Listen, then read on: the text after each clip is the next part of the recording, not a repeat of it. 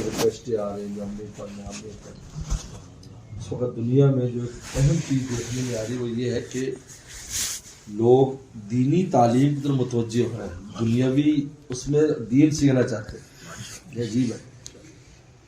ہمارے پاکستان میں بھی جو ایسی اکیڈمیاں بنی ہوئی ہیں, سب پڑھے لکھے ڈاکٹر انجینئر وہ وہاں عالم بن رہے ہیں, اور پوری دنیا میں اب یہی چل رہا ہے. کوئی بھی ایسی اکیڈمی کھولتا ہے تو اس میں فوراً لوگ آنا شروع ہو جاتے ہیں کہ ہمیں آپ پڑھا ہر ملک کے اندر. یہ اللہ کی طرف سے ایک بہت بڑا انقلاب ہے. ڈاکٹر بھی ہے, ساتھ دینی تعلیم بھی ہے, انجینئر ہے, دینی تعلیم ہے, جج ہے, دینی تعلیم ہے. یہ بہت عام ہوتا جا رہا ہے, اور یہ اس سے یہی ایک آئندہ مستقبل میں جو ایک انقلاب آنا ہے اور پورے عالم پر اسلام نے چھانا ہے, یہ اس کی شروعات ہے. اس کے لیے راستہ ہموار کیا جا رہا ہے. اس لیے ہمارے استاد مفتی ولی حسن ٹونکی رحمۃ اللہ علیہ فرماتے تھے, بنور ٹون کے شیخ الحدیث تھے, کہ اب ہر طبقے میں دین آ رہا ہے, کیونکہ امام مہدی علیہ السلام جب آئیں گے تو ان کو ہر طبقے کے بندے کی ضرورت ہے. ان کو دیندار ڈاکٹر بھی چاہیے, دیندار انجینئر بھی چاہیے, دیندار تھانے دار بھی چاہیے, دیندار فوجی بھی چاہیے, دیندار کسان بھی چاہیے. تو ہر طبقے میں اب دین آ رہا ہے. اس کا نتیجہ یہ ہوگا کہ وہ چونکہ دنیا چلانے کے لیے تو ہر طبقے کا آدمی چاہیے, سر مولوی تو نہیں سارے کافی, ہر طبقے کا آدمی. فرمایا یہ جو جماعت کے ذریعے, مدارس کے ذریعے, مشائخ کے ذریعے ہر طبقہ میں اثر آ رہا ہے ماشاءاللہ. اور اب یہ جو نیا کام شروع ہوا ہے کہ دینی تعلیم ساتھ حاصل کر رہے ہیں. اب ہمارے یہاں 2 سالہ کورس ہم ایک مسجد میں کراتے ہیں تو ماشاءاللہ اس میں وکیل بھی ہیں, اس میں جج بھی ہیں, اس میں جج کے پروسیکیوٹر بھی ہیں, اس قسم کے لوگ ہیں, تاجر بھی ہیں, اور 200 سالہ چھوٹے چھوٹے مولوی بن جاتے ہیں. تو سب سے بڑا کام جو ہوتا ہے ان کے دل میں علماء کی عظمت آتی ہے. یار یہ تو بھائی یہ تو ان کا تو بہت بڑا علم ہے یار, ہم تو چھوٹی سی ہمیں نہیں آتا اور ان کو تو اتنا کتنا کچھ آتا ہے. ورنہ تو یہی سمجھتے ہیں کہ یہ بیچارے پڑھے لکھے نہیں ہیں. ہمارے ایک ڈی سی تھا, وہ تو وہ نیا نیا ڈی سی آیا, میں بھی نیا نیا آیا تھا, تو ہمیں اس سے بڑا جوش خروش بھی ہوتا تھا. اس سے بات چیت ہوتی تو وہ کبھی انگریزی شروع کر دیتے. افسروں کا عادت ہے, ہم نے بھی انگریزی میں 2-4 آگے سے ٹھوک دیں گے. مجھے کہتا تھا آپ پڑھے لکھے عالم. بہت ہنستا. میں نے کہا بھائی یہ سب عالم پڑھے لکھے ہوتے ہیں, یہ کیا بھی انگریزی زبان, میں کہ زبان اگر ایسی, میں کہ یہ انگلینڈ میں بنگی بھی بولتا ہے انگریزی, تو کون سی کمال کی بات ہے. ہر آدمی اپنی زبان بولتا ہے, وہاں بنگی بھی بول رہا ہے.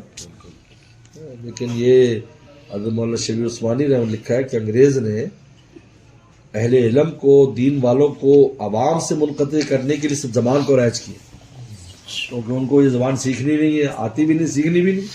کیونکہ ہمارا تو فارسی اور عربی کے ساتھ کام ہے, لہذا منقطع ہو گیا ہم عوام سے, تو انگریزی بول رہے ہیں, ہمیں انگریزی نہیں آتی. یار من ترکی ومن ترکی نہ دانم, میرا یار ترکی اور مجھے ترکی نہیں آتی. جیسے میں کوئٹہ گیا تو کوئٹہ میں میرا پہلی دفعہ جب گیا تو وہاں جو بابے تھے وہ جناب میرا میں نے پگڑی شگڑی لگائی اور میں بیٹھا تو 1-2 بابوں نے کہا آہ نکالی, پھر پہلے غٹ مولانا دے, یعنی مولانا تو بہت بڑا ہے, پھر پشتو نہ پوئی بچ تو نہیں آتی, غٹ مولانا دے پشتو نہ پوئی. تو یہ اس نے یہ کام اس لیے کیے,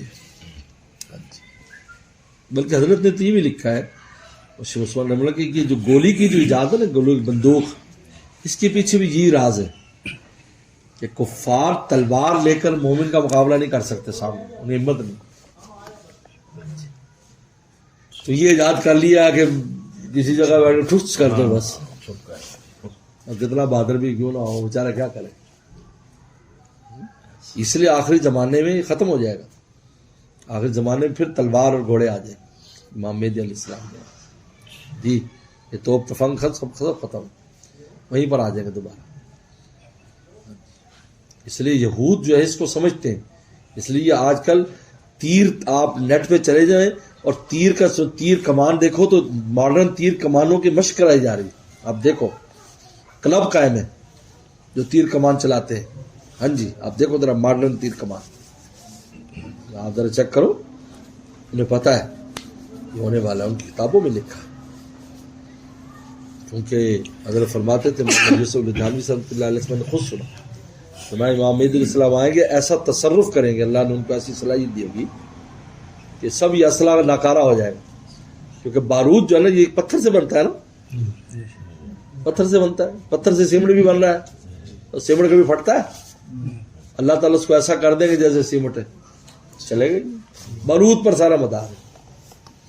پیٹرول ختم ہو جائے گا, گڈی ختم, ابھی ہو رہا ہے ختم تیزی سے, گاڑی ختم, گھوڑا آ گیا, بارود ختم, تلوار آ گئی.